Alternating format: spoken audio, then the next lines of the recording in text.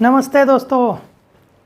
बच्चों, मैं 7-8 दिन से आप लोगों को कंटिन्यूअस फाइनल अकाउंट के एग्जांपल्स दे रहा हूँ। मेरी आज काफ़ी बच्चों से बात हुई है। हमने पिछले 15-20 दिन पहले जो बेसिक के लेक्चर्स आपको दिए थे, ट्रेडिंग अकाउंट का format, profit and loss account का फॉर्मेट और बैलेंस शीट का फॉर्मेट, तो बहुत से बच्चों को नहीं दिखे हो, उनकी फाइल ओपन नहीं हुई है। उसे हमने व्हाट्सएप पे डाले थे छोटे छोटे लेक्चर्स। तो बच्चों की डिमांड को देखते हुए मैं आज आप लोगों के लिए ट्रेडिंग, प्रॉफिट एंड लॉस और बैलेंस शीट के फॉर्मेट को रिवीजन के तौर पे ले रहा हूँ। पूरा डिटेल लेने को तो वक्त बहुत लगेगा, पर आज मैं उसकी रिवीजन आपके लिए ले रहा हूँ। ये रिवीजन आपको आज भी काम में आएंगी और एग्ज़ाम के पहले भी यदि आप ये सुन लेते ये वीडियो, तो भी आपको आधा टेंशन कम हो जाएगा। तो चलो हम लोग देखते हैं फाइनल अकाउंट। पार्टनरशिप फर्म के बारे में आपको पता है, जिस फर्म में 2 या 2 से ज़्यादा पार्टनर्स रहते हैं उसे हम पार्टनरशिप फर्म बोलते हैं। पार्टनरशिप फर्म क्रिएशन का मेन बेनिफिट क्या है? इसमें मैन पावर 2 या 2 से ज़्यादा लोगों की रहती है। लोग ज़्यादा रहे तो कैपिटल ज़्यादा होता है। लोग ज़्यादा रहे तो बिजनेस का एक्सपेंशन हम कर सकते हैं। ज़्यादा लोग रहे तो डिसीजन लेने में हमारी गलतियाँ कम होती है। बिजनेस में होने वाला लॉस यदि हुई कोई भी हमें आशंका, तो उस लॉस को डिवाइड करने को हमें चांस मिलता है। अकेले व्यक्ति को लॉस नहीं रहता है, रिस्क हमारी जो है वो डिवाइड हो जाती है। रिस्क हमारी डिवाइड होती है, हमारे जो काम है वो डिवाइड होते हैं। मैनेजमेंट के निर्णय लेने में हमें दिक्कतें कम आती है। ये सब पार्टनरशिप फर्म के बेनिफिट्स हैं। लार्ज कैपिटल हम क्रिएट कर सकते हैं। मैनेजमेंट में 2-3 लोगों का, 4 लोगों का, 10 लोगों का विचार विनिमय से निर्णय लिए जाते हैं, डिसीजन लिए जाते हैं, तो उस डिसीजन में भी हमें दिक्कत नहीं आती। डिसीजन गलत होने की संभावनाएं कम होती है। किसी वजह हमारे बिजनेस को लॉस आता है तो लॉस कवर करने के लिए हमारे पास सभी पार्टनर्स अवेलेबल रहते हैं। तो ये सभी चीज़ों को देखते हुए पार्टनरशिप फर्म ये एक जो टाइप है ये आज भी पॉपुलर टाइप है। तो इस पार्टनरशिप फर्म का फाइनल अकाउंट करने में हमें 2 चीज़ें तो सेम है, एक ट्रेडिंग अकाउंट और प्रॉफिट एंड लॉस अकाउंट, जो सोल ट्रेडर को भी वैसी है और हमारे लिए भी वैसी है।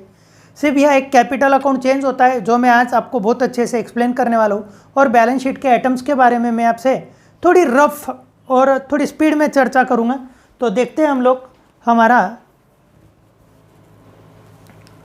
तो दोस्तों, फाइनल अकाउंट पार्टनरशिप फर्म का फाइनल अकाउंट तैयार करते वक्त हमें मेन 3 चीज़ों की ज़रूरत होती है। एक है ट्रेडिंग अकाउंट, एक है प्रॉफिट एंड लॉस अकाउंट, और ये स्टेटमेंट है बैलेंस शीट। ये अकाउंट नहीं होता है, ये स्टेटमेंट होता है, ये बैलेंस शीट। ट्रेडिंग अकाउंट ये गुड्स से रिलेटेड है, गुड्स रिलेटेड अकाउंट है। ये हमारे एक्सपेंसेस, लॉसेस, गेन, इनकम से रिलेटेड अकाउंट है। और ये हमारा एसेट्स और लाइबिलिटी से रिलेटेड आइटम है, एसेट्स और लाइबिलिटीज से रिलेटेड है। तो इस चीज़ को हम लोग समझ में ले लेंगे, इसे पहले हम अच्छे से ध्यान में लेंगे। अब इनका जो मेन क्लासिफिकेशन है वो किस टाइप से देखो। ट्रेडिंग अकाउंट ये डायरेक्ट एक्सपेंसेस और डायरेक्ट इनकम से रिलेटेड है। प्रॉफिट एंड लॉस अकाउंट ये इनडायरेक्ट एक्सपेंसेस और इनडायरेक्ट इनकम से रिलेटेड है, इनडायरेक्ट एक्सपेंसेस और इनडायरेक्ट इनकम से रिलेटेड है। और ये हमारी फाइनेंशियल पोजीशन से रिलेटेड है, फाइनेंशियल पोजीशन से रिलेटेड है। तो दोस्तों, अकाउंट बोला तो उसमें 2 टाइप आएंगे, एक आएंगे डेबिट साइड और एक आएंगे क्रेडिट साइड। तो डेबिट साइड में हमारे आएंगे डायरेक्ट एक्सपेंसेस और क्रेडिट साइड में आएगा हमारा डायरेक्ट इनकम। तो दोस्तों, गुड्स का ओपनिंग स्टॉक जो हमारे पास शुरू में था लेकिन अब उसे बेच चुके, परचेसेस और purchase related expenses, purchase related expenses या फिर manufacturing related expenses, manufacturing expenses, ये सब आपका आने वाला है डायरेक्ट एक्सपेंसेस में और डेबिट साइड के ट्रेडिंग अकाउंट के।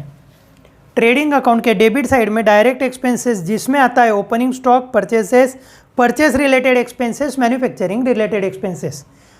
तो डायरेक्ट इनकम का हमारा एकदम सबसे मेन एक ही सोर्स है जो है सेल्स, जो है हमारा सेल्स। अब हम जाएंगे इनडायरेक्ट की ओर। इनडायरेक्ट में आपकी डेबिट साइड है और इसमें क्रेडिट साइड भी आएंगी।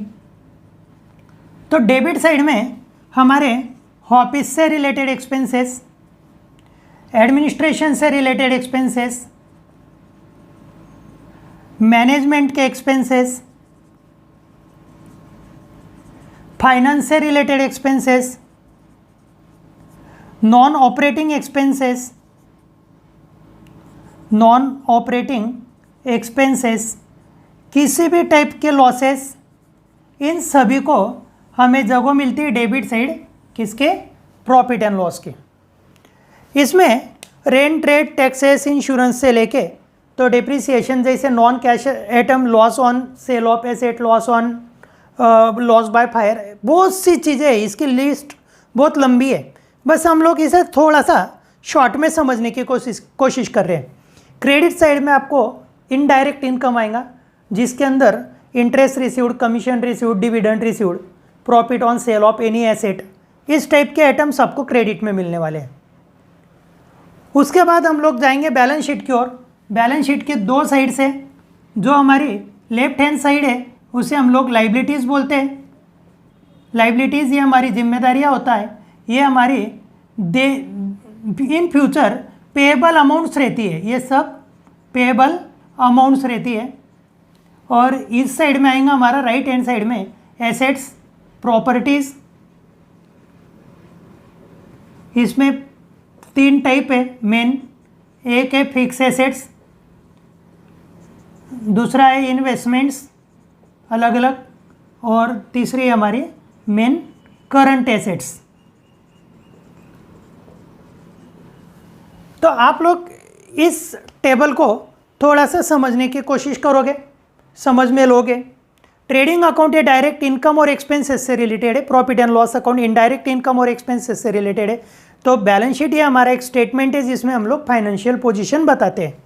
उसके बाद ट्रेडिंग अकाउंट के डेबिट साइड में डायरेक्ट एक्सपेंसेस किसे बोलते हैं, उसकी एकदम सीधी कंसेप्ट है, परचेस या परचेस से रिलेटेड एक्सपेंसेस या मैन्युफैक्चरिंग से रिलेटेड एक्सपेंसेस हम लोग ट्रेडिंग अकाउंट के डेबिट में लेते हैं। तो डायरेक्ट इनकम मेन करके सेल्स का होता है, वो ट्रेडिंग अकाउंट के क्रेडिट में लेते हैं। इनडायरेक्ट एक्सपेंसेस और इनडायरेक्ट इनकम की लिस्ट बहुत लंबी है, मैं आज वो आपको बताने वाला हूँ। इसमें कुछ हमारे बिक्री से अलावा, सेल्स के अलावा भी जो कुछ इनकम होती है, कमीशन मिला है, इंटरेस्ट मिला है, रेंट मिला है, जो भी कुछ हमारा और कुछ हट के इनकम है वो सब यहाँ पर आएगा। और यहाँ हमारी फाइनेंशियल पोजीशन या जो भी कुछ हमें amounts business on our business payable है वो सब यहाँ पर आएंगे। और हमें जो भी कुछ कलेक्ट करना है, लेना है, मिलने वाली है, जो हमारी एसेट्स है, जो प्रॉपर्टीज़ है, वो सब एसेट्स में आने वाली है। तो इस टाइप से ये आपका एक टेंटेटिव पार्ट है। आप बोलोगे कि सर इसमें कैपिटल का है, तो कैपिटल इसमें का एक पार्ट है, कैपिटल इसमें का एक पार्ट है। तो दोस्तों अभी हम लोग जाने वाले हैं ट्रेडिंग अकाउंट की ओर। ट्रेडिंग अकाउंट को मराठी हिंदी में हम व्यापारी खाता बोलते हैं। अब ये अकाउंट समझाने के पहले मैं एक आपको रफ एग्जांपल देता हूँ। एक व्यक्ति है जो सुबह से शाम तक मार्केट में सब्जियां बिकता है और वो उसका पर डे का ना कैलकुलेशन, प्रॉफिट कैलकुलेट करके उसका काम कर लेता है। अकाउंटिंग उस व्यक्ति को नहीं आता है, उसे प्रॉपर अकाउंटिंग नहीं करते आता है। फिर भी उसके एक्सपीरियंस से वो जिस गुड्स में, जिस सब्जियों में डील कर रहा है, जिसका बिजनेस कर रहा है, उसमें उसने कितने रुपए आज अर्न किए, कितने रुपए उसने कमाए, यह वो ओरली भी निकाल सकता है। कैसे निकाल सकता है देखते हैं। कल का दिन था, कल के दिन उसने पूरे दिन भर की सब्जियां बेचने के बाद उसके पास एक गंगा फल, जिसको अलग अलग शब्द भी हो सकते हैं। उसके पास एक गंगा फल था जिसकी कीमत 200 रुपये थी। ये कल का अवेलेबल था, जो आज उसे यूज़ करते आने वाला है, वो आज उसको यूटिलाइज करके मार्केट में बिक सकता है, जिसे हम लोग कल का क्लोजिंग लेकिन आज का ओपनिंग स्टॉक बोलेंगे। वो मार्केट में गया, ऑक्शन में उसने अलग अलग सब्जियां खरीदी की, सब टाइप की उसने सब्जियां उसकी खरीदी की, जिसकी अमाउंट उसकी कुछ 10,000 रुपीज़ बन गई। आज उसने जो ऑक्शन में अलग अलग सब्जियां की परचेसिंग की, उसकी अमाउंट 10,000 बन गई। वो सब्जियां ऑक्शन के प्लेस से तो उसके शॉप तक लाने को उसे 300 रुपये फ्रेट किराया लग गया, और जिस व्यक्ति से उसने उस सब्जियां ली थी उस व्यक्ति को कमीशन और फ्रेट ये दोनों मिलके उसे 300 रुपये का खर्चा लग गया। यानी उसे ये जो सब्जियां हैं ये 10,500 रुपये में अभी तक उसके इसमें उसका खर्चा हो चुका है। 200 रुपये का मेरे पास सुबह का गंगा फल था, 10,000 की सब्जी आई, 300 रुपये खर्चा लग गया। ये मेरे तीनों डायरेक्ट एक्सपेंसेस के टाइप से। अब उसने दिन भर उसके दुकान पे अच्छे से माल बेचते गया, आने वाले कस्टमर से बढ़िया बात करके, जिसको उसको उसके हमेशा के कस्टमर से उसका सेल्स करते गया, और उसके पास दिन भर में कुछ 12,000 रुपये का सेल्स आ गया। उसके पास सेल्स 12,000 का आ गया। इसका मतलब ऐसा है, ये उसका एक्सपेंसेस है, ये उसका सेल्स है। बड़ी अमाउंट से हम छोटी अमाउंट लेस करेंगे। बड़ी अमाउंट सेल्स की है, सेल्स की अमाउंट ज़्यादा है, इसका मतलब हमें प्रॉफिट मिला है। सेल्स की अमाउंट ज़्यादा है, इसका मतलब हमें क्या मिला है? प्रॉफिट मिला है। इसके बावजूद आज उसके पास कुछ आलू 300 रुपये कीमत के आलू अभी भी अवेलेबल है, जो वो कल बिक सकता है। इसके अलावा इतना बिक्री करने के बावजूद, 1,500 रुपये के प्रॉफिट कमाने के बावजूद 300 रुपये के उसके पास आलू अवेलेबल है, बचे हुए, जो आज का क्लोजिंग है, कल बोलो परसों बोलो, वो मार्केट में बिक के उसके पैसे कलेक्ट कर सकता। 1,500 कमा के भी 300 रुपये के जब आलू बचे हुए तो वो भी उसका प्रॉफिट का हिस्सा है। तो वो उसका ओरल कैलकुलेशन करेगा कि मैंने 1,800 रुपये आज कमाए। मैंने कितने रुपए कमाए? 1,800। ये हो गई उसकी ट्रेडिशनल सिस्टम। उसे अकाउंट का नॉलेज नहीं है, वो बोलेगा मेरे पास 200 रुपये का गंगा फल था, 10,000 रुपये की मैंने सब्जियां लाई, 300 रुपये में मुझे खर्चा लगा, 10,500 रुपये का माल मेरे पास था, जिसमें 300 रुपये का माल मेरे पास अभी भी सिल्लक है। म्हणजे मेरा जो माल बिक गया उसकी अमाउंट है 10,200 रुपये। ये 10,200 के मेरे बन गए 12,000 रुपये।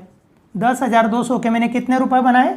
12,000 बनाए। इसका मतलब ये दोनों का जो डिफरेंस है, जो पॉजिटिव अमाउंट दे रहा है, ये मुझे प्रॉफिट मिला, इसे हम लोग बोलेंगे ग्रॉस प्रॉफिट। तो दोस्तों, हमारा ये जो ट्रेडिंग अकाउंट आया है, ये कुछ ऊपर से नहीं आया है और कहीं से नहीं आया है। तो इसकी कंसेप्ट ये हमारे डेली ट्रांजैक्शन में छुपी हुई है। बस ये व्यक्ति जो उसका कैलकुलेशन कर रहा है, ये ओरल कर रहा है, उसका अकाउंट का नॉलेज कम है, इसलिए वो उसे जैसा जम रहा है वैसा कर रहा है। बस अब अकाउंटेंट क्या करेगा? इसको टेक्निकल लिखेगा, अच्छे से लिखेगा, और उसे प्रेजेंट भी अच्छे से करेगा। तो देखेंगे कि अकाउंटेंट करेगा क्या, इन्हीं फिगर्स को अकाउंटेंट करेगा क्या। तो देखते हैं हम लोग। अकाउंटेंट है तो अकाउंट निकालेगा। अकाउंट की दो साइड से, एक डेबिट और एक क्रेडिट। डेबिट में मैं ओपनिंग स्टॉक लूँगा, जो आपको मैंने बताया कि ट्रेडिंग के डेबिट में आने वाला, और इसका आगे और लेने वाला भी मैं। Purchases 10,000, freight 300, sales 12,000, sales income एक क्रेडिट में लिया, और क्लोजिंग स्टॉक 300। मैंने एक्सपेंसेस डेबिट में लिए, इनकम क्रेडिट में लिए।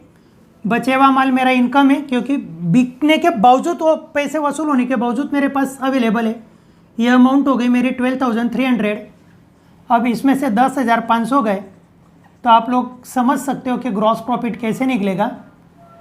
क्रेडिट की टोटल है 10,300, जिसमें डेबिट के है 10,500, 0, 0, 8 और 1, ये 1,800 रुपये आपका ग्रॉस प्रॉफिट आ गया। तो फ्रेंड्स, ग्रॉस प्रॉफिट निकालने की ये जो टेक्निक है, ये ट्रेडिशनल टेक्निक है, और ये हमारी टेक्निकल टेक्निक है। तो ग्रॉस प्रॉफिट इस टाइप से प्रैक्टिकल ही निकलता है।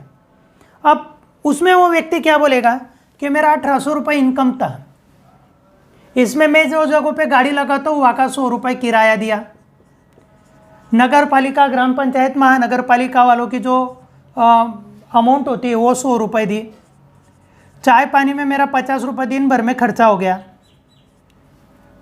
कुछ लोग चंदा मांगने आए थे उन्हें मैंने 150 रुपये का चंदा दिया, तो मेरा खर्चा जाके मेरे पास कितने रुपए बच रहे हैं 1400। तो जो माल के सेल आउट से मुझे इनकम मिलता है उसे हम लोग ग्रॉस प्रॉफिट बोलते हैं, और बिजनेस के अदर एक्सपेंसेस जाके मुझे जो प्रॉफिट मिलता है उसे मैं नेट प्रॉफिट बोलता हूँ। इसलिए हमारे एक्सपेंसेस में इस टॉपिक में हमने 2 पार्ट किए।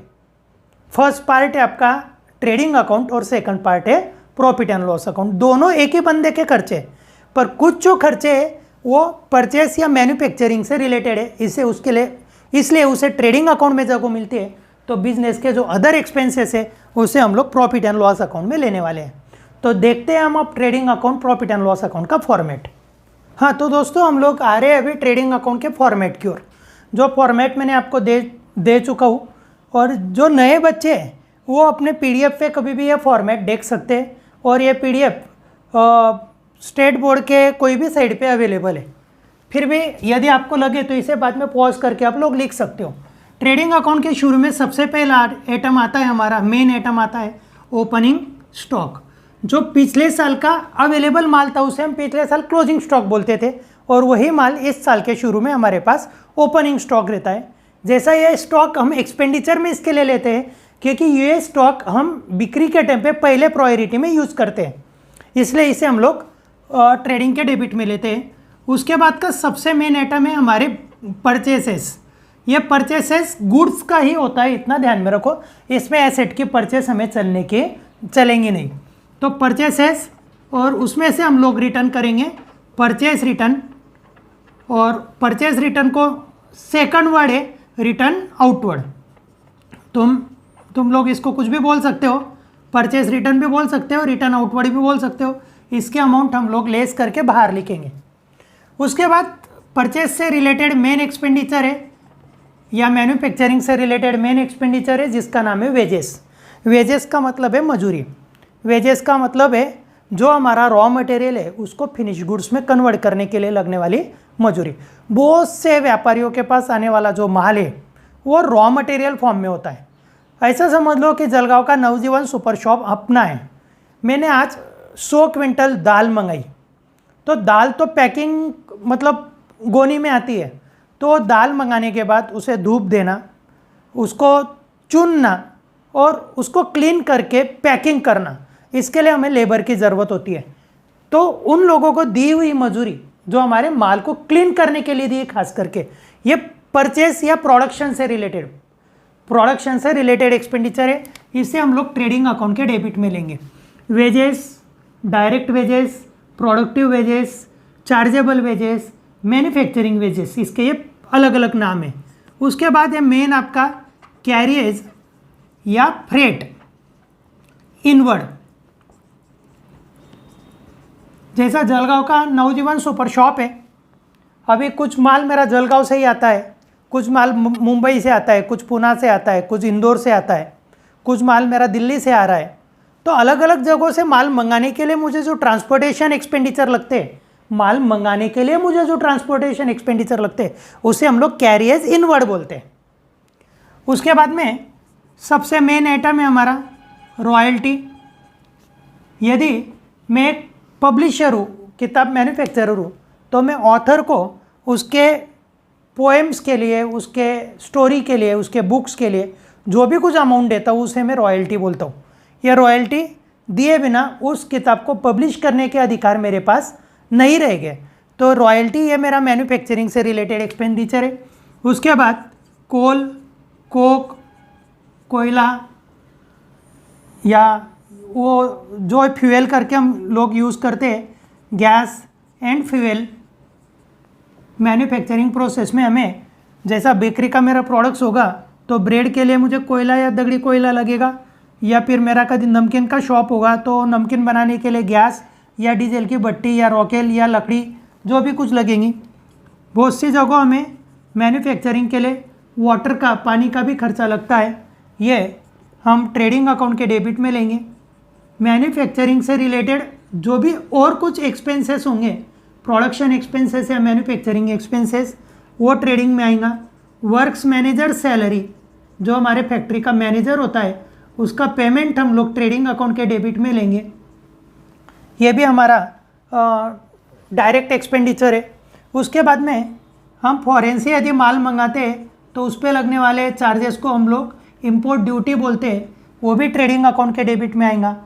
उसके बाद फॉरेन से आने वाला माल या किसी और एरिया से आने वाला माल यदि हमारे बंदरगाह पे आता है, जहाज़ से माल हमारा आ रहा है, तो जहाज़ से आने वाले माल को किनारे पे उतारने के लिए या जो उनका प्लेटफॉर्म है वहाँ उतारने के लिए लगने वाले खर्चे को हम लोग डॉक चार्जेस बोलते हैं। तो आप लोगों को यहाँ एक टेंटेटिव लिस्ट समझ में आ जाएंगी कि ये एक्सपेंसेस जैसा कैरियज इनवर्ड है, परचेस से रिलेटेड है। उसके बाद में इंपोर्ट ड्यूटी है, डॉक चार्जेस है, ये परचेस से रिलेटेड है। तो रॉयल्टी है, कोल कोक है, गैस है, वाटर है, मैन्युफैक्चरिंग है, वर्क्स मैनेजर है, वेजेस है, ये मैन्युफैक्चरिंग से रिलेटेड एक्सपेंसेस है। तो इन सभी एक्सपेंसेस को हम लोग डायरेक्ट एक्सपेंसेस बोलते हैं और इन सभी एक्सपेंसेस को हम लोग ट्रेडिंग अकाउंट के डेबिट में लेंगे। ट्रेडिंग अकाउंट के क्रेडिट का हमारा मेन आइटम आने वाला है सेल्स। ट्रेडिंग अकाउंट के क्रेडिट का मेन आइटम है हमारा सेल्स। सेल्स में से हम लोग लेस करेंगे सेल्स रिटर्न, या उसको सेकंड नाम है रिटर्न इनवर्ड, सेल्स रिटर्न या return inward.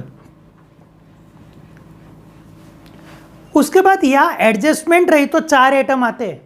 Goods destroyed by fire, goods lost by thefts, goods distributed as free sample, goods taken by proprietor for his personal use. Adjustment रहित तो, पर मैं अभी एडजस्टमेंट का विचार नहीं करूँगा। और एक मेन आइटम आता है वो भी एडजस्टमेंट का ही रहता है, जिसे मैं क्लोजिंग स्टॉक बोलूँगा। ये ट्रायल बैलेंस पे जनरली नहीं रहता है। तो इस टाइप से ये हमारा फॉर्मेट क्रिएट होगा। क्रेडिट साइड यदि हमारी बड़ी रही तो हमें मिलेगा ग्रॉस प्रॉफिट, जो हम ट्रांसफ़र करेंगे प्रॉफिट एंड लॉस को, और डेबिट साइड कभी बड़ी रही तो हमें मिलेगा ग्रॉस लॉस। डेबिट बड़ी है इसका मतलब एक्सपेंसेस ज़्यादा है, इनकम कम है, तो ग्रॉस लॉस आएगा। ग्रॉस प्रॉफिट कभी रहा तो प्रॉफिट एंड लॉस के क्रेडिट में जाएगा, ग्रॉस लॉस रहा तो प्रॉफिट एंड लॉस अकाउंट के डेबिट में जाएगा। पॉज कर बेटा। तो बच्चों मैंने अभी ट्रेडिंग अकाउंट का फॉर्मेट आपको पूरी तरह समझाया। हम लोग अभी चलते हैं प्रॉफिट एंड लॉस के फॉर्मेट की ओर। देखो जब मैं रेगुलर लेक्चर लेता हूँ इन चीज़ों का, तो एक ट्रेडिंग अकाउंट का फॉर्मेट मुझे कंप्लीट करने 2 दिन लगते हैं, प्रॉफिट एंड लॉस के फॉर्मेट को मुझे 2 दिन लगते हैं। ये सब मेरा हो चुका है ऐसा अज्यूम करके मैं ये रिवीजन टाइप में ले रहा हूँ, इसलिए थोड़ी आपको ये जल्दबाजी लग सकती हो, ठीक है। सबसे मेन हमारा ऑफिस का खर्चा होता है स्टाफ की सैलरी, मैनेजर हो, क्लर्क्स हो, हमारे कैशियर्स हो, सिक्योरिटी गार्ड्स हो, सुपरवाइज़र है, फोरमन्स है, इन सब की जो सैलरी है ये हर बिजनेस का एक मेन और बड़ा खर्चा होता है। तो प्रॉफिट एंड लॉस अकाउंट के डेबिट का जनरली पहला आइटम सैलरी ही रहता है। जनरली वो ऊपर नीचे हुआ तो भी कोई चिंता नहीं है, ये ऑफिस का खर्चा होने की वजह से इसे हम लोग प्रॉफिट एंड लॉस अकाउंट के डेबिट में लेंगे। हमारी जो जगह है उसका किराया कभी रहा, उसके टैक्सेस हो गए, तो वो भी हम लोग प्रॉफिट एंड लॉस के डेबिट में लेंगे। रेंट रेट टैक्सेस, हमने हमारे बिजनेस का इंश्योरेंस करवाया होगा, स्टॉक का बोलो, प्रॉपर्टी का बोलो, उसके कैश इन ट्रांजिट का बोलो, वैल्यूएबल एसेट्स का बोलो, तो उस इंश्योरेंस का जो भी प्रीमियम है ये हमारा एक्सपेंडिचर है, ये भी प्रॉफिट एंड लॉस के डेबिट में आएगा। उसके बाद में ऑफिस के छोटे छोटे बहुत खर्चे होते हैं जिसे हम लोग ऑफिस एक्सपेंसेस, कोई लोग उसे जनरल एक्सपेंसेस, कोई लोग उसे सन्ड्री एक्सपेंसेस के नाम से जानते हैं, जिसमें हम लोग 11th में देख चुके हैं।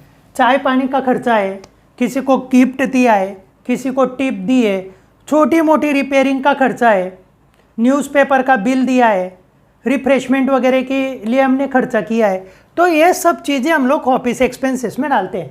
11th में हमने पेटी कैश बुक देखा था, उसमें सन्ड्री एक्सपेंसेस का एक लास्ट कॉलम हमारा होता था जिसमें हम लोग बहुत माइनर एक्सपेंसेस उसमें डालते थे।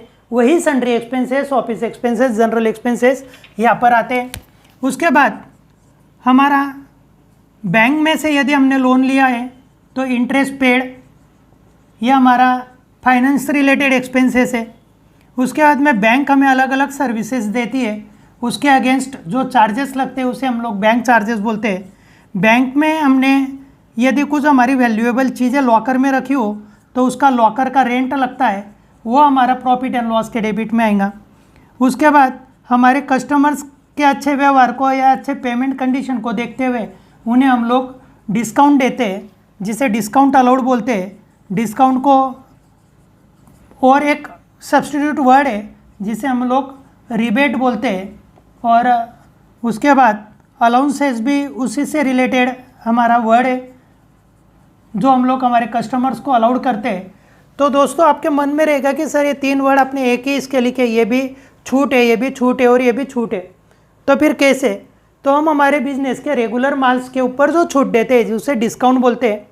इंटरेस्ट वगैरह से रिलेटेड आइटम पे यदि हमें छूट मिलती है तो उसे रिबेट बोलते हैं। और ज़्यादा क्वांटिटी में खरीदी करने की वजह से जो छूट मिलती है उसे अलाउंसेस ये शब्द हम लोग यूज़ करते हैं। तो ये हमारा एक्सपेंडिचर है। उसके बाद में हम हमारे बिजनेस की कभी ऐड करते हो, अलग अलग प्रोडक्ट की ऐड करते हो तो उसे हम एडवर्टाइजमेंट बोलेंगे। हम हमारे प्रोडक्ट्स बिकने के लिए अलग अलग एजेंट्स अपॉइंट करते होंगे तो उसे हम लोग कमीशन पेड करेंगे, उसे कमीशन बोलते हैं। हमारा माल दूर दराज में बेचने के लिए हमें जो एक्सपेंडिचर आता है ट्रांसपोर्टेशन का वो बिक्री से रिलेटेड है, जिसे हम लोग कैरियर्स आउटवर्ड बोलते हैं। हमारे कस्टमर से कांटेक्ट में हमारे सेल्समैन को हम बेचते हैं, उसके लिए हमें सफ़र करना पड़ेगा, जिसे हम लोग ट्रेवलिंग एक्सपेंसेस बोलेंगे। हमारा माल कस्टमर तक सही सलामत जाए इसके लिए हम हमारे माल को सही ढंग से पैकिंग करेंगे तो उसे पैकिंग एक्सपेंसेस या पैकिंग चार्जेस बोलते हैं। यदि हमने पैकिंग नहीं की तो माल सही सलामत नहीं जाएगा। उसके बाद में सेल्समैन की सैलरी होगी या सेल्समैन का कमीशन होगा या सेल्समैन से रिलेटेड और कोई अलाउंसेस होंगे तो वो भी हम लोग यहीं पर लेने वाले हैं। उसके बाद में हमारे प्रॉफिट एंड लॉस अकाउंट के डेबिट में फिक्स एसेट यूटिलाइज करने के बदले में हमें डेप्रिसिएशन ट्रांसफ़र करना पड़ता है, चार्ज करना पड़ता है। डेप्रिसिएशन ये नॉमिनल अकाउंट है। डेप्रिसिएशन हमारे फिक्स एसेट पे चार्ज होता है। फिक्स एसेट को यूटिलाइज करने के बदले हर साल उसकी जो अमाउंट कम होती है उसे हम लोग डेप्रिसिएशन बोलते हैं। कुछ कस्टमर्स ने हमारा पैसा नहीं दिया होगा, कोई इंसॉल्वेंट हो गया होगा या किसी की डेथ हो गई होगी और उसका पैसा नहीं वसूल हुआ होगा तो उसे हम लोग बैड डेप्स बोलते हैं, ये भी हमारा लॉस है। उसके बाद में आग लगने की वजह से हमारे शॉप में कुछ नुकसान हुआ होगा तो उसे हम loss by fire, loss by theft ये बोलते हैं, ये भी हमारा एक लॉस है। किसी एसेट को सेल करने पे हमें लॉस आया होगा तो loss on sale of asset, loss on sale of asset, किसी एसेट पे या इन्वेस्टमेंट को बिकने में हमें जो नुकसान आया होगा वो भी हम लोग प्रॉफिट एंड लॉस अकाउंट के डेबिट में लेंगे। उसके बाद में जैसा कैरियज है वैसा ही हमारा फ्रेट आउटवर्ड होता है, ट्रांसपोर्टेशन का एक्सपेंडिचर है। इंपोर्ट ड्यूटी जैसा था वैसा एक्सपोर्ट ड्यूटी है, ये भी हमारा फॉरेन में माल बेचते हैं उसके लिए लगने वाले टैक्सेस है जो बिक्री से रिलेटेड है, ये भी यहाँ पर आने वाले हैं। तो इस टाइप से इसकी जो लिस्ट है ये बहुत लंबी लिस्ट है। कुछ कॉमन आइटम मैंने यहाँ पर आपके सामने लिया है, जैसा हमारे शॉप में ऑफिस में बहुत सी चीज़ें हमें प्रिंटिंग एंड स्टेशनरी की लगती है, वो भी हमारा एक एक्सपेंडिचर होता है। कुछ कस्टमर से कांटेक्ट करने के लिए हम पोस्टेज का खर्चा करते हैं, जिसे हम लोग पोस्टेज एंड टेलीग्राम करते हैं। कस्टमर से कम्युनिकेशन के लिए आजकल मोबाइल का खर्चा लगता है, जिसे हम लोग टेलीफोन एंड कन्वेंस के नाम से जानते हैं। ये हमारा रूटीन का एक्सपेंडिचर है। हमारे ऑफिस का, गोडाउन का जो लाइट बिल वगैरह आता है जिसे हम लोग लाइटिंग का एक्सपेंसेस बोलते हैं, ये सब हमारे इनडायरेक्ट एक्सपेंसेस में आते हैं। इसे हम लोग प्रॉफिट एंड लॉस अकाउंट में लेने वाले हैं। इसकी यादी ख़त्म नहीं होने वाली है, बहुत आइटम्स इसमें आते हैं। बिजनेस मैनेज करने के लिए, बिजनेस एडमिनिस्ट्रेशन करने के लिए, बिजनेस का सेलिंग करने के लिए, मतलब अपने प्रोडक्ट्स की सेलिंग करने के लिए, डिस्ट्रीब्यूशन करने के लिए, नॉन ऑपरेटिंग में जितने एक्सपेंसेस आते हैं वो सभी आपको प्रॉफिट एंड लॉस में मिल जाएंगे। प्रॉफिट एंड लॉस के क्रेडिट में सबसे पहले आइटम आता है आपका ट्रेडिंग में जो बचा था प्रॉफिट, वो आता है। और उसके बाद आपको आपकी जगहों का जो किराया मिलता है, यदि आपकी जगह है और आपने किसी को किराए से दी है, यदि आप किसी के लिए काम कर रहे हो और आपको कमीशन मिला है तो ये कमीशन आपका इनकम रहेगा। आपके कई इन्वेस्टमेंट है, उसके ऊपर आपको इंटरेस्ट मिला है तो इंटरेस्ट रिसीव्ड, ब्याज मिले हुआ है, वो आपका इनकम है। उसके बाद में आपने शेयर्स में पैसा डाला है और उस कंपनी के प्रॉफिट में आपका हिस्सा मिला, जिसे हम लोग डिविडेंड रिसीव्ड बोलते हैं। और कई बार रद्दी वगैरह या कुछ किरकोल भंगार वगैरह स्क्रैप वगैरह बिक के हमें जो कुछ पैसे मिलते हैं, जिसे हम लोग सन्ड्री रिसिप्ट बोलते हैं। कुछ एसेट बिकने पे हमें प्रॉफिट आया हो तो उसे profit on sale of asset ये हम लोग बोलते हैं। और आरडीडी पे यदि कुछ एडजस्टमेंट नहीं है और सिर्फ पुराना आरडीडी एग्जांपल में दिया है, आरडीडी पे कोई एडजस्टमेंट नहीं है और सिर्फ पुराना आरडीडी यदि एडजस्टमेंट में दिया है तो पुराना आरडीडी यहाँ पर आता है। तो इस टाइप से प्रॉफिट एंड लॉस अकाउंट को आपको समझ में लेना है। बिजनेस का सैलरी है, रेंट है, इंश्योरेंस है, ऑफिस है, इंटरेस्ट, ये सभी एक्सपेंडिचर हम लोग प्रॉफिट एंड लॉस के डेबिट में लेंगे और इनडायरेक्ट इनकम हम प्रॉफिट एंड लॉस के क्रेडिट में लेंगे। प्रॉफिट एंड लॉस अकाउंट का डिफरेंस, क्रेडिट यदि बढ़ी रही तो हमें नेट प्रॉफिट के रूप में मिलता है, और यदि डेबिट बढ़ी हुई तो हमारा डिफरेंस नेट लॉस के रूप में मिलता है। तो देखते हैं हम लोग अब नेक्स्ट फॉर्मेट की ओर चलेंगे, कैपिटल अकाउंट। फाइनल अकाउंट छुड़ाते वक्त कैपिटल का रोल बहुत इंपॉर्टेंट है। तो कैपिटल के यहाँ दो टाइप्स हैं। एक है आपका फिक्स कैपिटल। फिक्स कैपिटल में क्या होता है कि मेरे कैपिटल की जो ओपनिंग अमाउंट है, जो ट्रायल बैलेंस में दी है, वो मुझे कांस्टेंट रखनी है। तो इसका मतलब ऐसा है कि कैपिटल रिलेटेड एटम्स डालने के लिए मुझे करंट अकाउंट ओपन करना पड़ेगा। कौन सा अकाउंट ओपन करना पड़ेगा? Current account.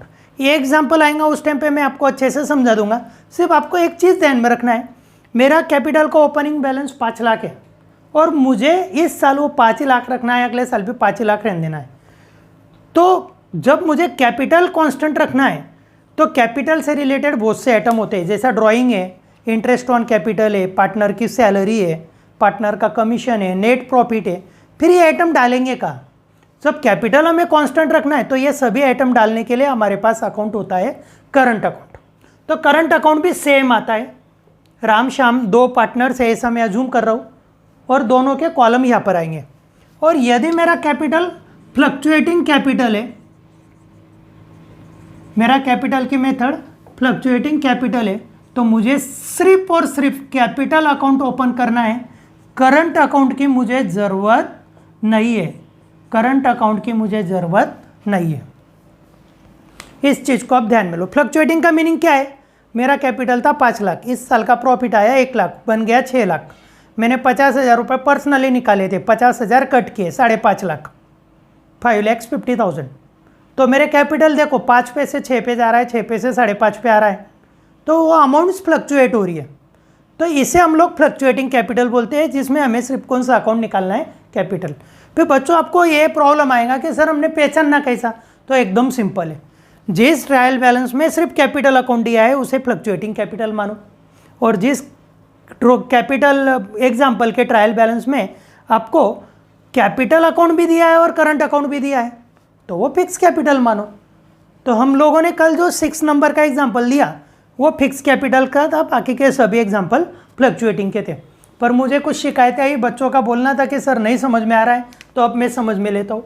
समझो आपको कैपिटल में ट्रायल बैलेंस में राम और श्याम का 3 लाख और 2 लाख रुपए कैपिटल दिया है। तो ये कैपिटल ट्रायल बैलेंस से मैंने उठाया। कहाँ से लिया बच्चों इसको? ट्रायल बैलेंस से। कहाँ दिया है? क्रेडिट में। ट्रायल बैलेंस में दिया है कैपिटल राम 3 लाख, श्याम 2 लाख। मैंने इसे कैपिटल के क्रेडिट में ले लिया। क्यों ले लिया? क्योंकि ट्रायल बैलेंस बोल रहा है क्रेडिट बैलेंस है, ट्रायल बैलेंस बोल रहा है ये राम और श्याम को देना है, तो मुझे उसे क्रेडिट में डाल दिया, लाइबिलिटी मानी और उसे क्रेडिट कैपिटल अकाउंट के क्रेडिट में ले लिया। अब यदि हम लोग सैलरी उनको इंटरेस्ट का भी अलाउड करते हैं, कैपिटल के ऊपर का इंटरेस्ट यदि अलाउड करते हैं, तो वो 3 लाख पे 10% राम का 30,000 रुपये में लूँगा और शाम का 2 लाख पे 10% 20,000 रुपये दूंगा। आप लोग बोलेंगे कि सर हर एग्जाम्पल में देना है क्या? अरे नहीं भाई, जिस एग्जाम्पल में आपको बोला है कि इंटरेस्ट ऑन कैपिटल अलाउड करना है उसी एग्जाम्पल में आपको इंटरेस्ट देना है, और जिसमें बोला ही नहीं है उसमें देने की ज़रूरत नहीं है। तो इंटरेस्ट का जो डिसीजन है ये पार्टनर्स पे डिपेंड होता है। कोई पार्टनर्स उनके कैपिटल पे इंटरेस्ट मांगते हैं तो कोई पार्टनर्स नहीं भी लेते। तो यदि हमें इंटरेस्ट ऑन कैपिटल दिया है तो हम इंटरेस्ट ऑन कैपिटल लेंगे। इंटरेस्ट ऑन कैपिटल उन्हें इन फ्यूचर हमें देना है, इसके लिए वो लाइबिलिटी है, लाइबिलिटी इसके लिए क्रेडिट में लिया। उसके बाद हम जो नेट प्रॉफिट निकालने वाले हैं वो नेट प्रॉफिट यहाँ डिवाइड कर देंगे। आप ऐसा समझो कि 1 लाख रुपए प्रॉफिट था और वो दोनों में डिस्ट्रीब्यूट इक्वल करना है, तो मैं उन्हें 50-50 हज़ार रुपये नेट प्रॉफिट दे दूंगा, क्योंकि नेट प्रॉफिट हमें पार्टनर्स को देना है। नेट प्रॉफिट पार्टनर के खाते में जमा करना है, जमा करना है यानी क्रेडिट करना है। एकदम सिंपल है। देखो उन्हें 3 लाख तो कैपिटल के देने हैं, उन्हें बैच के 50,000 देने, उन्हें प्रॉफिट के 50,000 देने, तो मुझे देना है 3,30,000 और ये 50,000 3,80,000। अब पूरे साल भर में पार्टनर्स ने हमारे फर्म में से गुड्स के रूप में या कैश के रूप में राम ने लिए 10,000 रुपये और श्याम ने लिए 8,000 रुपये। पार्टनर ने पर्सनल यूज़ के लिए बिजनेस में से पैसे या गुड्स यदि कुछ भी लिया हो तो उसे हम लोग ड्राइंग बोलते हैं। इसमें पार्टनर रिसीवर होता है, इसे मैं पार्टनर के डेबिट में लूँगा। नेट लॉस आया तो मैं उसे यहाँ पर लूँगा, पर अब मैंने प्रॉफिट ले लिया है तो नेट लॉस इस एग्जाम्पल में तो नहीं ले सकता। अब बच्चों की दिक्कत ऐसी है, बहुत से बच्चों का प्रॉब्लम ऐसा है कि सर इसका बैलेंस हमें नहीं निकालते आता है। तो बहुत ईजी है दोस्तों, एकदम ईजी है। हमारे रेगुलर सिस्टम यूज़ करेंगे। क्रेडिट के टोटल है 3,80,000, 2,70,000। राम के टोटल 380, श्याम के टोटल 270। राम 380, श्याम 270। क्रेडिट की बड़ी टोटल मैंने डेबिट में लिख ली। अब इनका जो बैलेंस बच रहा है, बैलेंस 380 में से 10 गए, 3,70,000। 270 में से 8 गए, 2,62,000। ये हो गया आपका क्लोजिंग बैलेंस। अब ये बैलेंस जाएगा आपका बैलेंस शीट में, और कैसे जाएगा वो भी मैं बता देता हूँ। ये बैलेंस जाएगा आपका बैलेंस शीट में। यहाँ लिखेंगे हम लोग कैपिटल अकाउंट, जिसमें राम का नाम लिखेंगे और राम का ये बैलेंस यहाँ लेंगे 3,70,000, और श्याम का एक बैलेंस यहाँ पर लेंगे 2,62,000। एकदम सिंपल फंडा है बच्चों। देखो मेरे बिजनेस में 3 लाख रुपए जमा है, मेरा इंटरेस्ट हो रहा है 30,000, मेरे हिस्से का प्रॉफिट हो रहा है 50,000। मैं बिजनेस से कितने रुपए मांग रहा हूँ? 3,80,000। बिजनेस बोल रहा है भाई आपके तरफ 10,000 रुपये बाकी है। मैंने बोला काय के? तो बोले आपने पैसे उठाए। मैंने बोला हाँ यार उठाए तो है, तो हम वो काट लेंगे। अब मैं उन्हें मना नहीं कर सकता। तो अब मेरे बिजनेस में कितने रुपए जमा है फिर? 3,70,000। तो बिजनेस मुझे इन फ्यूचर कितने रुपए वापस करने वाला है? 370। तो ये हो गया आपका कैपिटल का सिंपल फंडा। श्याम क्या बोलता है? देखो श्याम बोलता है भाई मैंने 2 लाख रुपए लाए थे बिजनेस में, मेरा इंटरेस्ट हो रहा है 20,000। मैंने बोला ओके, मेरा प्रॉफिट हो रहा है 50,000, मेरे बिजनेस में जमा है 2,70,000। मैंने बोला हाँ भाई बराबर है, पर तूने कुछ 8,000 रुपये बिजनेस से कैश उठाई है। वो बोलेंगे हाँ ठीक है। मैं बोलूँगा उसे वो काटना है, वो बोलेंगा काट लो। तो उसे मैं देना कितना बताऊँगा? 270 उसके जमा है, 8,000 उसके तरफ बाकी है। वो काट के उसे मैं कितने रुपए देना बता रहा हूँ? 2,62,000। वो 2,62,000 रुपये आएंगे आपके बैलेंस शीट में, कि कहाँ आएंगे? लाइबिलिटी में। कभी बैलेंस इधर आया कैरिड डाउन तो वो एसेट में आएगा, और कभी कैरिड डाउन इधर आ रहा है तो वो लाइबिलिटी में आएगा। एकदम सिंपल फंडा है। तो मुझे लगता है कि आपको कैपिटल अकाउंट्स के अमाउंट्स कैसे निकालना ये समझ में आ जाएगा। ओके, तो हम लोग चलते हैं बैलेंस शीट की ओर। पॉज कर दो। तो बच्चों हमने अभी तक देखा ट्रेडिंग अकाउंट का फॉर्मेट देखा, प्रॉफिट एंड लॉस अकाउंट का फॉर्मेट देखा। उसके बाद हम लोग कैपिटल अकाउंट को समझ में ले लिए। करंट अकाउंट एग्जाम्पल आएगा उस टाइम पे मैं आपको समझाने वाला ही हूँ। अब हम लोग देख रहे हैं बैलेंस शीट। बैलेंस शीट की लेफ्ट हैंड साइड हमारी लाइबिलिटीज़ है, राइट हैंड साइड हमारे एसेट्स है। बिजनेस का जो भी कुछ ड्यूज़ है, देना है, पेएबल अमाउंट से वो लाइबिलिटी में आएंगी। बिजनेस की एसेट्स, प्रॉपर्टीज़ और रिसीवेबल अमाउंट्स जो भी है वो एसेट्स में आएंगी। तो लाइबिलिटी में सबसे पहला आइटम आता है, अभी आपको बताया मैंने, कैपिटल राम का मैं यहाँ लिखूँगा क्लोजिंग बैलेंस, श्याम का जो है वो यहाँ पर लिखूँगा। उसके बाद जनरल रिजर्व, हमारे बिजनेस में फर्म में हम हमारे प्रॉफिट से कुछ अमाउंट यदि बाद साइड में निकालते हैं और वो रिजर्व में ट्रांसफ़र करते हैं तो ये रिजर्व हमारी लाइबिलिटी है। प्रोविडेंट फंड, ये हमारी लाइबिलिटी है। हमारे वर्कर्स को रिटायरमेंट के वक्त एक प्रॉपर अमाउंट हमें देते आना चाहिए, इसके लिए हम जो फंड निकालते हैं उसे हम लोग प्रोविडेंट फंड बोलते हैं। ये प्रोविडेंट फंड इन फ्यूचर हमारे एम्प्लॉई को देना है, हमें हमारे एम्प्लॉई को पे करना है। इस प्रोविडेंट फंड के ऊपर मिलने वाला interest on provident fund investment, ये भी हमारी लाइबिलिटी होती है। उसके बाद हमने बैंक से लिया हुआ लोन, अदर किसी पर्सन से लिया हुआ लोन फ्रॉम अदर्स, जिसमें हमारे रिलेटिव्स होंगे, फ्रेंड्स होंगे या कोई इंस्टीट्यूट्स होंगी, किसी से लोन लिया होगा तो बैंक में हमारे करंट अकाउंट से ज़्यादा ली हुई रकम, बैंक ओवरड्राफ्ट। उसके बाद में हमारे सप्लायर को जो हमें अमाउंट पे करना है वो क्रेडिटर्स, हमारे सप्लायर को जो सप्लायर्स को हमने हुंडी दे रखी है उसकी अमाउंट, बिल्स पेएबल। कुछ सर्विसेज हमने यूज़ की है लेकिन उसका पेमेंट नहीं किया है, आउटस्टैंडिंग एक्सपेंसेस।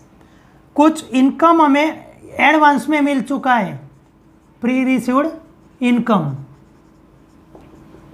ये हमारी लाइबिलिटी साइड होती है। ये सब हमारी पेएबल अमाउंट है। कैपिटल हमें पार्टनर्स को पे करना है लास्ट में। जनरल रिजर्व ये पार्टनर्स का होता है। प्रोविडेंट फंड एम्प्लॉई को देना है, उसके ऊपर मिलने वाला इंटरेस्ट भी एम्प्लॉई का होता है। बैंक से लिया हुआ लोन हमें इन फ्यूचर रिटर्न करना है, किसी और व्यक्ति से लिया हुआ लोन रिटर्न करना है, ओवरड्राफ्ट रिटर्न करना है, क्रेडिटर्स को इन फ्यूचर उसकी अमाउंट पे करना है, बिल्स पेएबल पे करना है। जैसा मैंने फरवरी और मार्च में गोडाउन यूज़ किया है और लैंडलॉर्ड को मैंने फरवरी और मार्च का रेंट नहीं दिया है, उसकी अमाउंट मेरी देना बाकी है, तो वो मेरे लिए आउटस्टैंडिंग रेंट हुआ। मैंने मेरे एम्प्लॉय का मार्च महीने का पेमेंट नहीं किया है तो वो मेरा आउटस्टैंडिंग सैलरी हुआ। किसी व्यक्ति का मुझे मई महीने की ट्यूशन फी अभी मिल चुकी है तो वो मेरी प्री रिसीव्ड इनकम हो गई, वो मेरी लाइबिलिटी है। तो ये हमारी लाइबिलिटी साइड होती है, ये हमारी लाइबिलिटी साइड होती है। अब एसेट्स में मेन दो टाइप है फिक्स एसेट्स, जिसमें फ्री होल्ड लैंड या प्रॉपर्टी, लीज होल्ड लैंड या प्रॉपर्टी। लीज होल्ड जो हम लोग एक एग्रीमेंट पे लेते हैं कुछ पर्टिकुलर ईयर्स के लिए, उसे लीज होल्ड लैंड या लीज होल्ड प्रॉपर्टी बोलते हैं। उसके बाद में लैंड एंड बिल्डिंग, ज़मीन जुमला हम इसे बोलते हैं। हमारी यंत्र सामग्री, मशीनरीज, प्लांट एंड मशीनरी, हमारे ऑफिस के टेबल हो, कुर्सी हो, चेयर्स हो या फिर पार्टीशन हो, कैबिन्स हो, जिसे हम लोग फर्नीचर बोलते हैं। फिटिंग से रिलेटेड फिक्चर्स एंड फिटिंग्स, हमारे पास जो भी व्हीकल होगा, मोटरसाइकिल हो, मोटर कार हो, मोटर लॉरी हो, डिलीवरी वैन हो, ये हमारी एसेट होती है। उसके बाद में हमारा कुछ माल स्टोर करने के लिए या माल सुखाने के लिए हमने शेड किए होंगे तो भी हमारी एसेट होती है। उसके बाद कुछ इनटेंजिबल एसेट्स हमारी होती है, गुडविल है, ट्रेडमार्क है, कॉपीराइट है, पैटर्न्स है। ये सभी डिटेल में मैंने आप लोगों को पहले बताया। गुडविल से हमारे बिजनेस को ग्रो करने में हमें मदद होती है। ट्रेडमार्क से हमारा प्रोडक्ट इजीली आइडेंटिफाइड होता है। कॉपीराइट से पर्टिकुलर चीज़ बनाने के हमारे पास राइट्स होते हैं या उसे यूज़ करने के राइट्स होते हैं। पैटर्न से मैन्युफैक्चरिंग राइट्स हमें मिलते हैं। ये सब हमारे एसेट्स है, इन्हें हम लोग फिक्स एसेट्स में लेते हैं। उसके बाद इन्वेस्टमेंट हमने की हुई जो कुछ अलग अलग जगह होगी, investment in shares, investment in debentures, investment in bonds, investment in government security, ये सभी इस जगह आने वाली है। उसके बाद हमें कुछ करंट एसेट्स रहने वाली है, जिसमें सबसे मेन करंट एसेट्स है क्लोजिंग स्टॉक, कस्टमर से जो अमाउंट लेना है वो डेटर्स, कस्टमर्स ने हमें यदि हुंडी दी हो तो उनसे मिलने वाली रकम, बिल्स रिसीवेबल, हमारे कैश बॉक्स में जो अमाउंट अवेलेबल है वो कैश इन हैंड, हमारे बैंक में जो अमाउंट अवेलेबल है वो कैश एट बैंक। उसके बाद यदि छोटी मुदत के लिए हमने कुछ इन्वेस्टमेंट की है तो वो शॉर्ट टर्म किंवा मार्केटेबल इन्वेस्टमेंट। उसके बाद मेरा काम हो चुका है लेकिन मुझे उसका जो रिटर्न है वो नहीं मिला है, जिसे हम लोग आउटस्टैंडिंग इनकम बोलेंगे। या कोई खर्चा मैंने एडवांस में पेड कर दिया हो तो जिसे मैं प्रीपेड एक्सपेंसेस बोलूँगा। ये सभी मेरी एसेट्स है। स्टॉक है, डेटर्स है, बिल्स रिसीवेबल है, कैश इन हैंड है, कैश एट बैंक है, शॉर्ट टर्म इन्वेस्टमेंट है, आउटस्टैंडिंग इनकम है, प्रीपेड एक्सपेंसेस है। ये सब मेरी करंट एसेट्स है। एडवांसेस टू अदर्स, मैंने मेरे कुछ स्टाफ मेंबर्स को एडवांस दे रखा है तो वो मुझे कलेक्ट करना है, तो ये मेरी सब एसेट्स है। तो दोस्तों यहाँ ये हमारी लाइबिलिटी साइड है और यहाँ से तो ये पूरी यहाँ तक हमारी एसेट साइड है। इसमें और भी कुछ आइटम है, बस मैंने जो रेगुलर और रूटीन के आइटम्स है वो आपके सामने बताए हैं। कोई भी आइटम आपको देखना है, समझना है तो उसे समझ सकते हो। ये हमारा कैपिटल है जो हमें देना है, ये कैपिटल से ही पार्टनर का ही देना है, ये हमें एम्प्लॉय का देना है। ये सब लोन की अमाउंट है यहाँ पर, ये दोनों हमारे सप्लायर का देना है और ये सर्विसेज के बारे में हमारा देना है। ये सब हमारा ड्यूज़ अमाउंट है, पेएबल अमाउंट है, ये लाइबिलिटी में है। ये सब हमारी है। मेरी इतनी ज़मीन है, मेरी इतनी प्रॉपर्टी है, मेरे पास ये बिल्डिंग है, मेरे पास इतनी मशीनरी है, इतना फर्नीचर है, इतना फिक्चर्स है, मेरे पास अमुक गाड़ियाँ है, मेरा गुडविल इतना है, मेरे पास ये कॉपीराइट है, वो ट्रेडमार्क्स है, मेरी बैंकों में या शेयर्स में इतनी इन्वेस्टमेंट है। ये सभी चीज़ें हमारी एसेट्स है। मेरे पास जो आज अवेलेबल माल है सिल्लक, वो मेरा क्लोजिंग स्टॉक एसेट है। मैंने जिन कस्टमर्स को माल उधार बेचा है उनसे लेने जो अमाउंट है, मुझे कलेक्ट होने वाली अमाउंट है, मिलने वाली अमाउंट है, वो डेटर्स है। तो ये सब हमारे कस्टमर से रिलेटेड है, ये हमारी कैश से रिलेटेड है। मेरा जगहों का किराया लैंडलॉर्ड मेरे किराएदार के तरफ बाकी है, आउटस्टैंडिंग इनकम है। मैं इंश्योरेंस के पैसे अगाऊ दे चुका हूँ, ये मेरा प्रीपेड एक्सपेंसेस है। स्टाफ को मैंने अगाऊ पैसे दिए हैं, इन फ्यूचर में वो एक तो काम में वसूल करूँगा या पैसों में वसूल करूँगा, ये भी मेरी एसेट्स है। तो आशा करता हूँ कि आपको यहाँ trading account, profit and loss account, capital account और बैलेंस शीट समझ में आया होगा। बच्चों एक चीज़ ध्यान में लो, मुझे बैलेंस शीट के फॉर्मेट तक आते आते 5 या 6 दिन लगते, 5 से 6 घंटे लगते। वो चीज़ मैंने रिवीजन के रूप में आपको 1 घंटे मिली है। मैं फिर से एक बार रिपीट करता हूँ, ये लेक्चर एज अ रिवीजन करके 6-7 एग्जाम्पल मेरे क्लास में हो चुके, बच्चों की कुछ दिक्कतें थी, इसलिए मैंने आज ये लेक्चर तैयार करके आपके लिए डाला है। इसमें कि कोई कंसेप्ट यदि आपको अड़चन की आती है या नहीं समझ में आ रही है, कोई दिक्कत आ रही है, तो आप लोग मुझे कॉल करके पूछ सकते हो। कल का लेक्चर मैं एडजस्टमेंट पे डालूंगा और फिर उसके बाद परसों का लेक्चर में कुछ हिडन एडजस्टमेंट्स पे लूँगा। इस लेक्चर्स को आप मिस मत करो, स्किप मत करो। और अगले लेक्चर्स आपको फ्लुएंटली मिलने के लिए आप मेरे चैनल को सब्सक्राइब करो, वो आपके लिए बेटर रहेगा। चैनल सब्सक्राइब करो, आपके दोस्तों को भी बोलो जो 12th कॉमर्स में, BBA में भी, BCA में भी, MBA में भी फाइनल अकाउंट होता है। यहाँ तक कि ये फाइनल अकाउंट का टॉपिक एक्चुअल साइंस के 2nd ईयर में भी है। आपके ऐसे कोई दोस्त हो तो उन लोगों को ये लेक्चर आज का बहुत इम्पॉर्टेंट है, उन्हें इससे बहुत कुछ अच्छा सीखने मिल जाएगा। आप उन लोगों को भी ये लेक्चर्स फॉरवर्ड कर सकते हैं। तो चलो मिलते हैं।